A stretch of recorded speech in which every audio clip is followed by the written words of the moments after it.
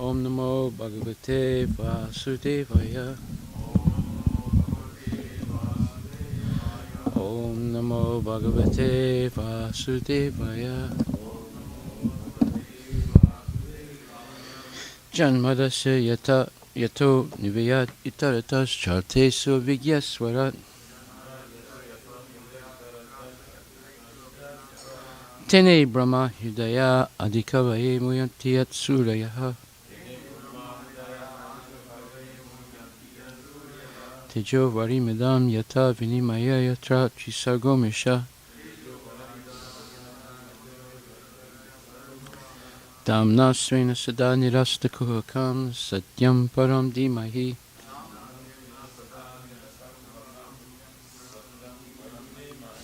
O my Lord Shri Krishna, son of Vasudeva, O all-pervading personality of Godhead, I offer my respectful obeisance unto you. I meditate upon Lord Shri Krishna because he is the absolute truth and the primeval cause of all causes, of the creation, sustenance, and destruction of the manifested universes. He is directly and indirectly conscious of all manifestations. And he is independent because there is no other cause beyond him. It is he only who first imparted the Vedic knowledge unto the heart of Brahmaji, the original living being. By him, even the great sages and demigods are placed into illusion. As one is bewildered by the illusory representations of water seen on fire or land seen on water. By him, only because of him do the material universes, temporarily manifested by the reactions of the three modes of nature, appear factual, although they are unreal. I therefore meditate upon him, Lord Shri Krishna, who is eternally existent in the transcendental abode, which is forever free from the illusory representations of the material world. I meditate upon him, for he is the absolute truth. Dharma projita kaitravotra paramo nirmatsaranam satam Vedyam vastavamatra vastu Sivadam tapa trayon mulanam. Srimad Bhagavate Mahamuni Krite Kim Vapurir Ishvaraha Sadyohiti Abrudyate Tra Kriti Bihi Sususubhistakshanat. Completely rejecting all religious activities which are materially motivated, this Bhagavata Purana propounds the highest truth, which is understandable by those devotees who are fully pure in heart. The highest truth is reality distinguished from illusion for the welfare of all. Such truth uproots the threefold miseries. This beautiful Bhagavatam, compiled by the great sage Vyasadeva in his maturity, is sufficient in itself for God realization. What is the need of any other scripture? As soon as one attentively and submissively hears the message of Bhagavatam, by this culture of knowledge, the Supreme Lord is established within his heart. Nigama kalpatarur galitam phalam Sukhamukad amrita dravya samyutam Pibata bhagavatam rasam alayam Muhur ahorasika bhuvi bhavakaha. O expert and thoughtful men, relish Srimad Bhagavatam, the mature fruit of the desire tree of Vedic literatures. It emanated from the lips of Sri Sukadeva Goswami. Therefore, this fruit has become even more tasteful. although its nectarian juice was already relishable for all, including liberated souls. Shinvatam Swakata Krishna Punya Shravana Kirtana Hridyantaksto Bhadrani Vidunati Suhitsatam. To hear about Krishna from Vedic literatures, or to hear from him directly through the Bhagavad Gita, is itself righteous activity. And for one who hears about Krishna, Lord Krishna, who is dwelling in everyone's heart, acts as a best-wishing friend, and purifies a devotee who constantly engages in hearing of him. In this way, a devotee who constantly engages in hearing of him, in this way, a devotee naturally develops his dormant transcendental knowledge. As he hears more about Krishna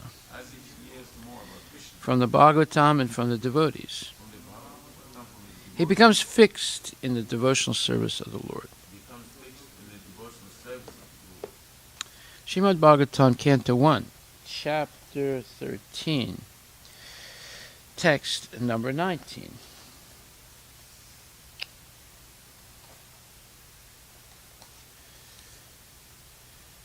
Pratikriya nayasyeha kutaschit karichit prabhu sa esa bhagavan kala sarve samna samagata. Translation and purport by His Divine Grace, A.C. Bhaktivedanta Swami Prabhupada. There is no superior power that can check the cruel hands of death. The frightful situation cannot be remedied by any person in this material world. My Lord, it is the Supreme Personality of Godhead as eternal time, Kala, that has approached us all. Purport by His Divine Grace, A.C. Bhaktivedanta Swami Prabhupada. There is no superior power which can check the cruel hands of death. No one wants to die, however acute the source of bodily sufferings may be. Even in the days of so-called scientific advancement of knowledge, there is no remedial measure either for old age or for death.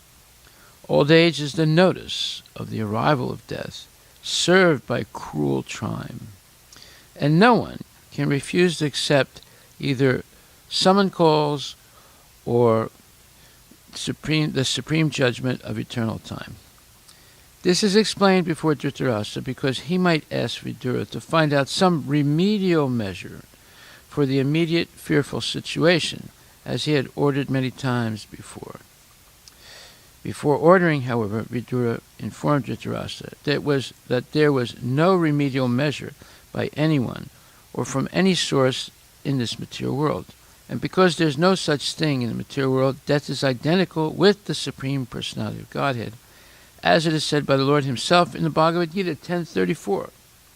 Mrityu sarva haras chaham, and I am Mrityu haras, I am death. Okay. Death cannot be checked by anyone or from any source within this material world. Hiranyakashipu wanted to be immortal and underwent severe type of penance by which the whole universe trembled.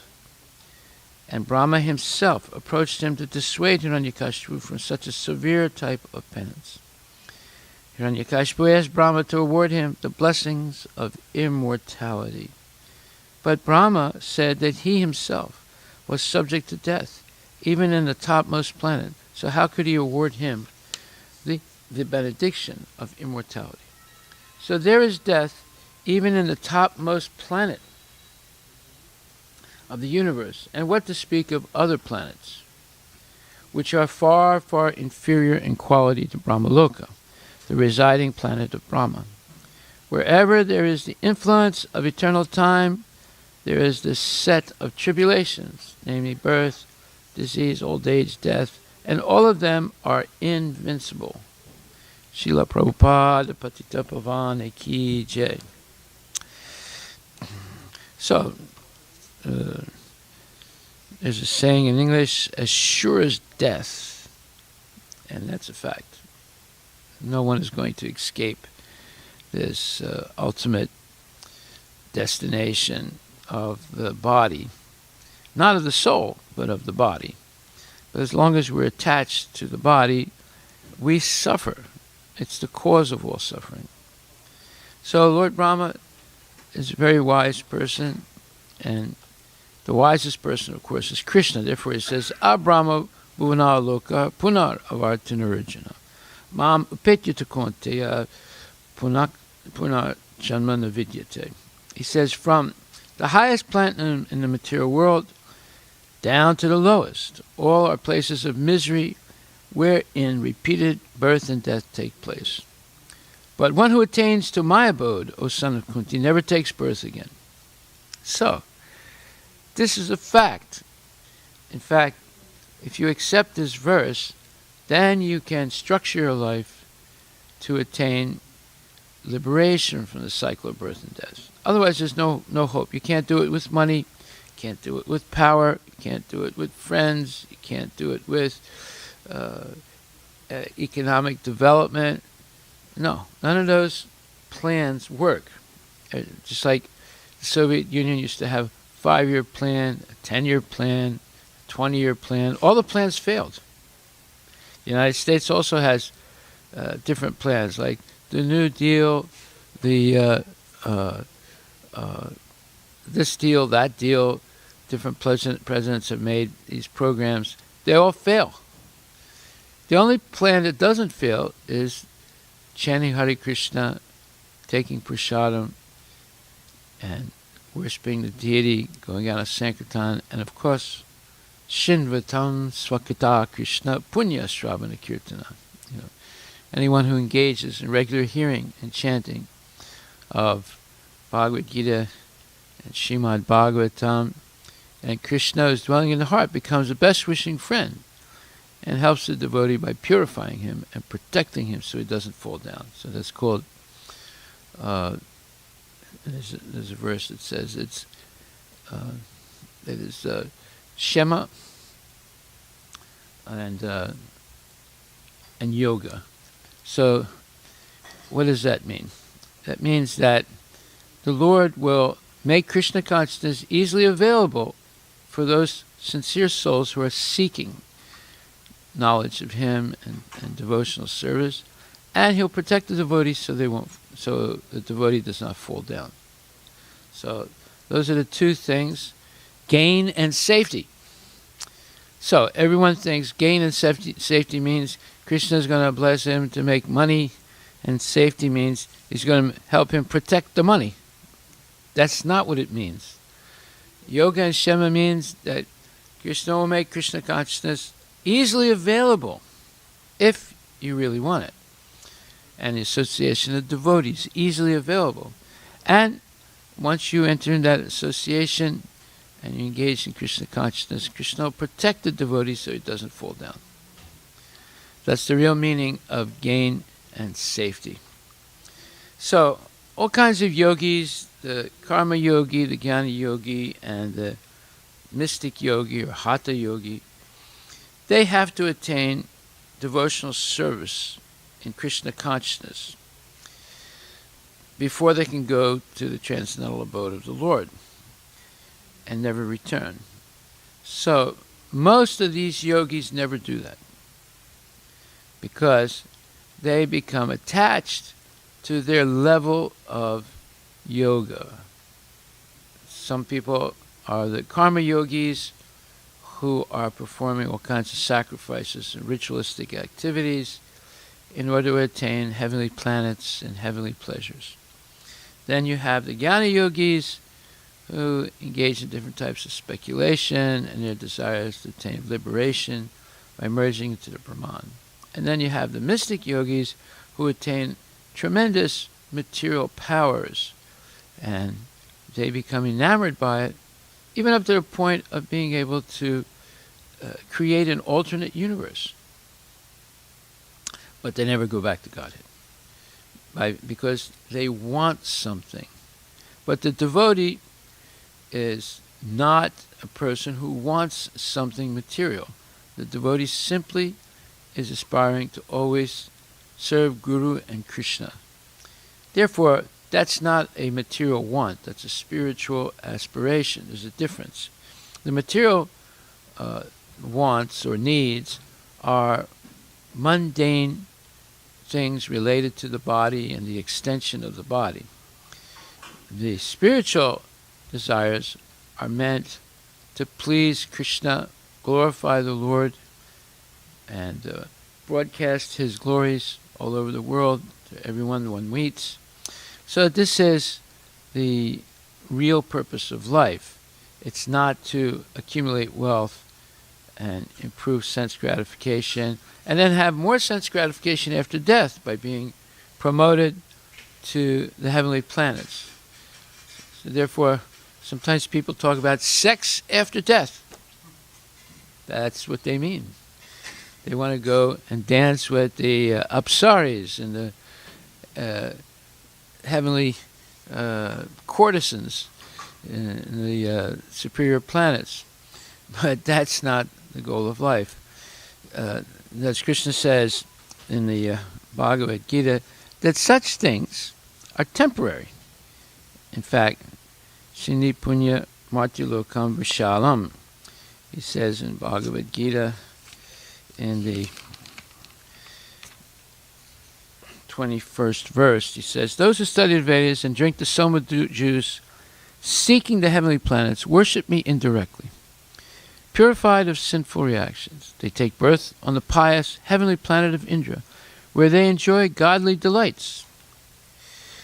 When they have thus enjoyed vast heavenly sense pleasure, and the results of their pious activities are exhausted, they return to this mortal planet again. Thus, those who seek sense enjoyment by adhering to the principles of the three Vedas achieve only repeated birth and death. So I remember years ago there was a phony guru named Guru Maharaji. And their philosophy was that,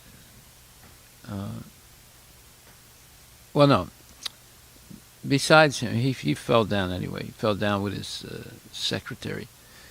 And then his mother rejected him and said, he's not God. First she said he's God. Then she said, he's not God. It's his brother that's God. So the whole thing was funny. No, but then you have the Brahma Kumaris. Now, the Brahma Kumaris' philosophy says that you have 4 cycles of time. You know, Satya Yuga, Treta Yuga, Dwapara Yuga, Kali Yuga. And they say, this is Kali Yuga. So in this Yuga, you have to renounce sense gratification, so that in your next life, you'll take birth in Satya Yuga, and you can have a lot of sense gratification. So it's a nonsense philosophy, and the way to defeat it is this verse, 9:21, Shine Punya Martyulokam Vishalam, which says that after they've enjoyed this fantastic sense grat on the heavenly planets and exhausted the results of their pious activities, they return to the mortal planet again. They come back to the Earth planet or even lower and start all over again.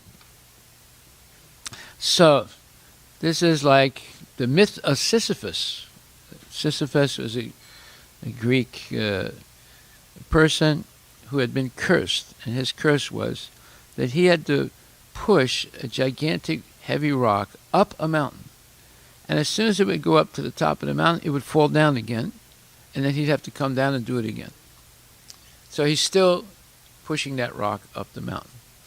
So this is what happens to the phony people who follow phony so-called spiritual mentors, like the one I just mentioned. So then they're basically in what's called the Ferris wheel syndrome.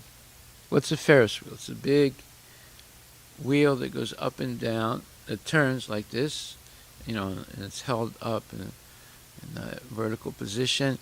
And little kiddies and their mommies and daddies sit in a chair, and then they lock you in the chair, and then it starts, and it goes up, and the kiddies are all happy. And then it comes down, and they get sad again. And then it goes up, and they get real happy, and they go, hey, mommy, like that. And then it comes down, and so I want it to go up again, So that's called the Ferris wheel syndrome.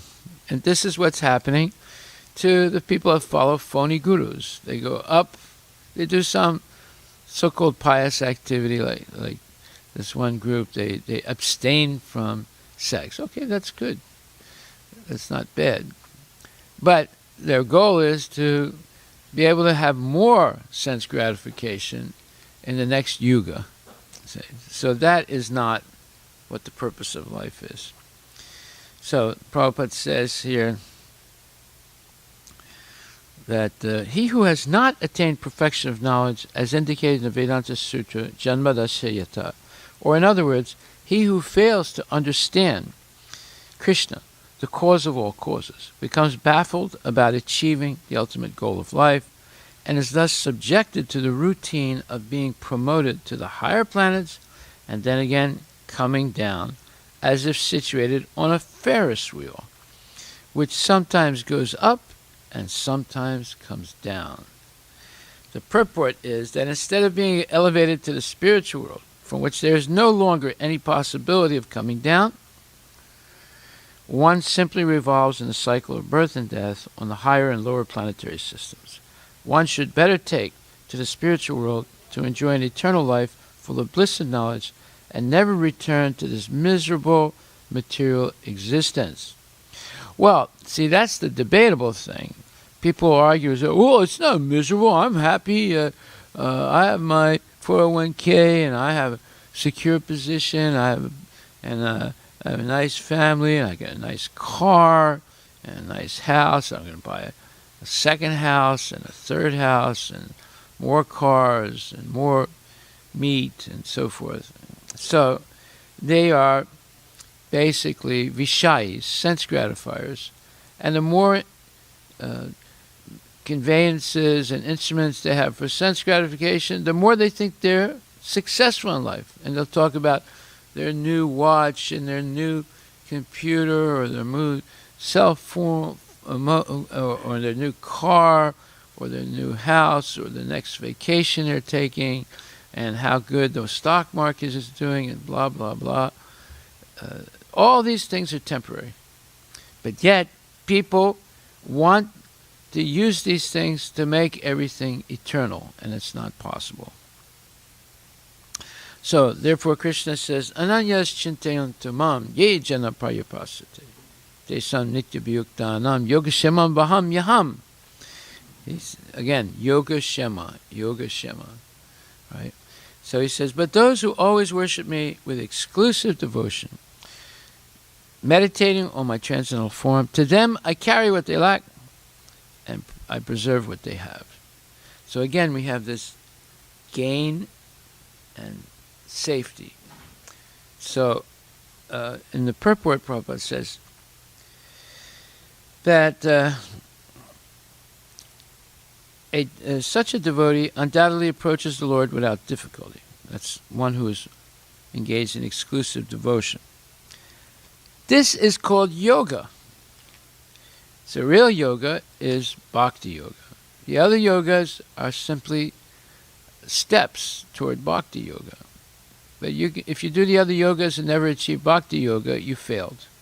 No matter how good you are in twisting your body like a pretzel, or developing mystical powers, or whatever, going to the heavenly planets, it's actually useless.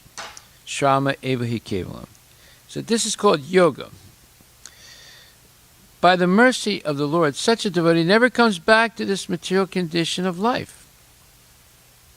Shema refers to the merciful protection of the Lord.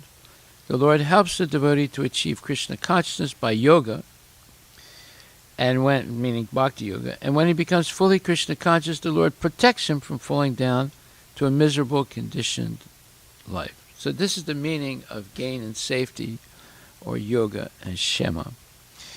Yeah, and then Krishna continues. He says, Yepi anya devata bhakta yajante shadayanvita tepi mam eva konteya yajante avidipurvakam. Now this verse is for defeating the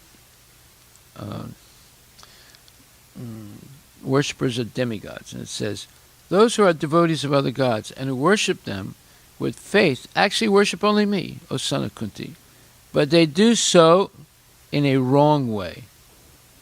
So, yeah, the people that think that, oh, I'm not going to go to Krishna because he won't give me sense gratification. In fact, he'll take it away from me. So I'll go to the demigods who guaranteed will give me sense gratification, you say. So they are indirectly worshiping Krishna because whatever they offer to the demigods offer to Krishna. And whatever benedictions they want, Krishna will offer it to the demigods, who offers it back to the people. But it's done in a wrong way. And Prabhupada says, persons who are engaged in the worship of demigods are not very intelligent. So you should tell this to all the people in Maharashtra, Prabhupada. Right? Although such worship is offered to me indirectly, Krishna says, for example, when a man pours water on the leaves and branches of a tree without pouring water on the root, he does so without sufficient knowledge or without observing regulative principles. Similarly, the process of rendering service to different parts of the body is to supply food to the stomach. The demigods are, so to speak, different officers and directors in the government of the Supreme Lord. One has to follow the laws made by the government, not by the officers or directors. Similarly, everyone is to offer his worship to the Supreme Lord only. That will automatically satisfy the different officers and directors of the Lord. In other words, if you want to please the demigods, then you should worship Krishna without any material desire. And the demigods are the servants of Krishna. So if Krishna is satisfied, they will be satisfied. But people say, no, well, I want to worship, Ganapati. Or I want to worship Mata, because Mata on the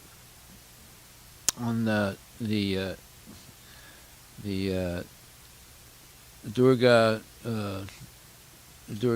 celebration, or Shivaratri, the night of Lord Shiva, or Durga Puja, people can eat meat, they can smoke ganja, and they can gamble. This is what they do. Is that right, probably? What do people do in Maharashtra on Durga Puja?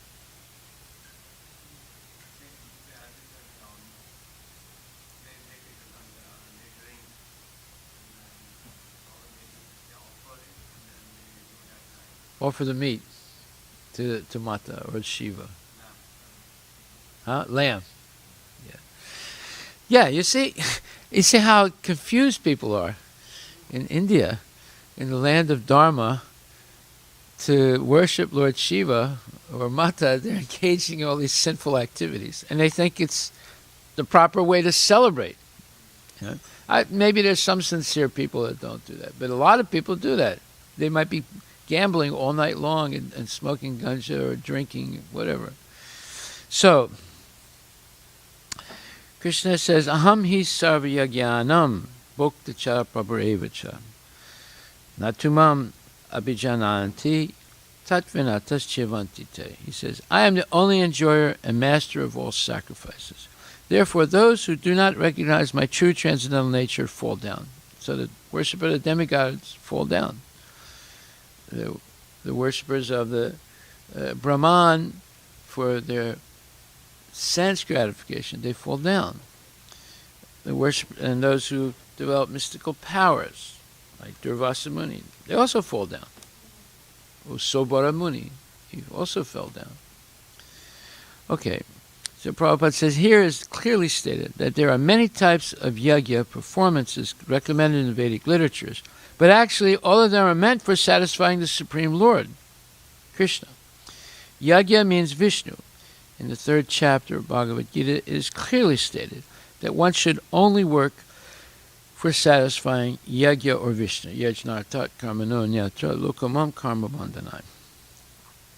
The perfectional form of human civilization, known as Varnashram Dharma, is specifically meant for satisfying Vishnu.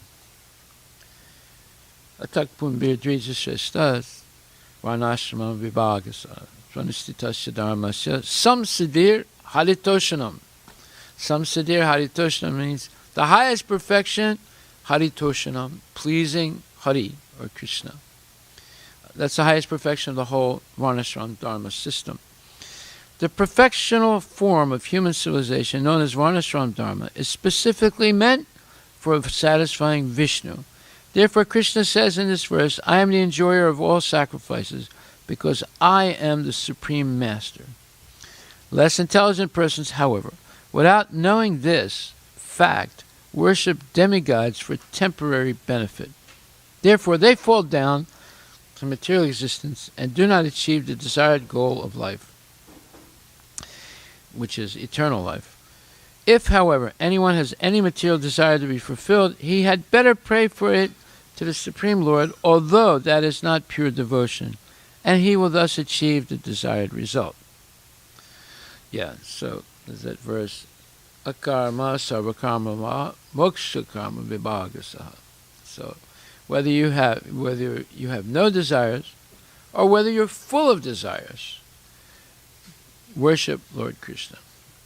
Why? Because Krishna will, to a certain extent, satisfy one's material desires, but only as a stepping stone toward making advancement in devotional service. If one remains attached to the material desires, they will fall down.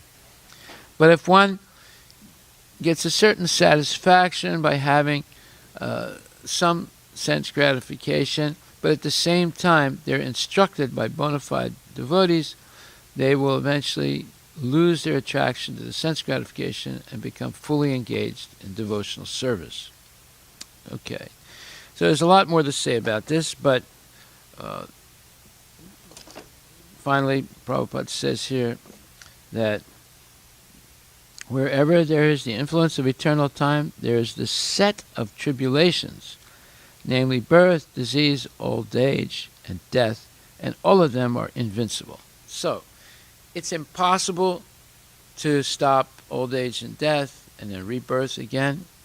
So, the only way we can stop it is by Krishna consciousness. Krishna consciousness is the only way to change your destiny or your fate, what's going to happen to you because of your previous karma. And it helps you make the proper destiny of going back to Godhead. So that's why we should get serious right away about Krishna consciousness and not waste any second of our life doing nonsense. Hare Krishna. All glories to Srila Prabhupada ki jai. Are there any questions? Okay, Paramananda asked some question.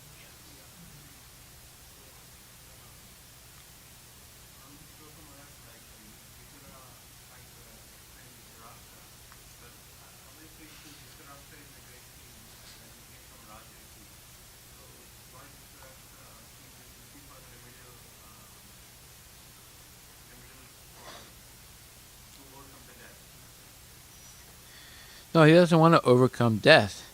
He wants to remain the king. See, so Yudhisthira is letting him think that he's the king. That was his whole point. That's why he wanted his sons to defeat the Pandavas.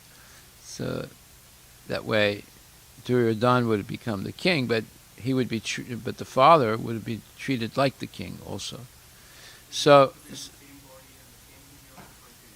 Yeah, so he couldn't get his son to become king, but Yudhisthira treats him like his own father. So he was being treated like the king under Yudhisthira, which is like nonsense, right? So the Vidura comes to look, stop this immediately leave, and get yourself ready to die. Yeah, you leave this. You can't live in a palace like this. It's like you're being fed by people who are respecting you and acting like you're the king, but this is nonsense. How long are you going to continue like this? And that's why I was saying that, look, Vidura told him there's no remedial measure. Dhritarashtra would have asked him, before he was able to ask him, Vidura closed that door. He said, there's no remedial measure. There's no way you can adjust to this situation and go on eternally being like the king. You know, this is all over. It's all finished. No one can escape. Vidura informed Dhritarashtra that there was no remedial measure by anyone or from any source in this material world. And because there's no such thing in the material world, death is identical with the Supreme Personality of Godhead, as it is said by the Lord himself in Bhagavad Gita, Mityu Sarva Haraschaham. He says, and I am death.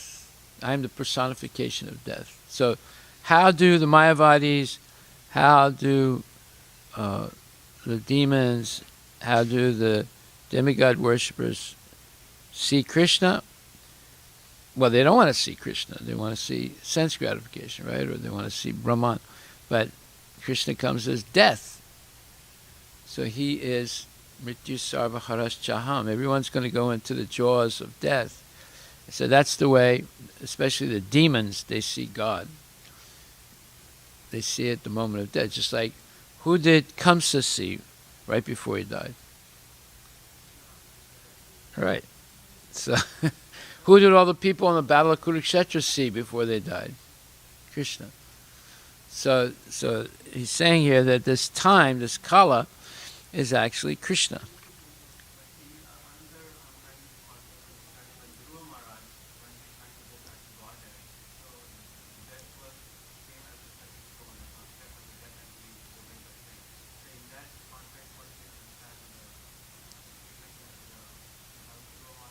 Well, either you're going to step on death to go back to Godhead, or you're going to be crushed by death and remain in the cycle of birth and death.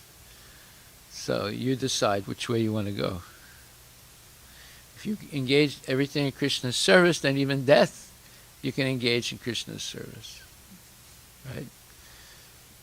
So that's what Vidura is telling him. He said, look, give this all up. This is nonsense what you're doing. Go prepare yourself to die now.